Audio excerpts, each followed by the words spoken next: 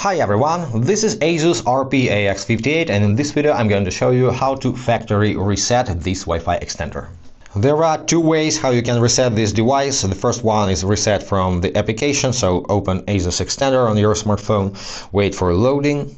Next, make sure your extender is powered on and tap on its name in the application, and here is your restore button. This is what you need, but don't rush to press it right away. If you have some connection issues, try to reboot your device first, and if the problem persists, you can just restore, tap on that and confirm your action. Your device will be reset to the factory settings. But let me tap no.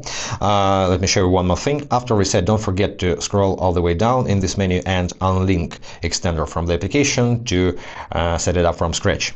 Another way to do hard reset is find the reset button on the right side of your extender, take a pin and press the reset button and hold it for about 3 seconds until you see yellow indicator.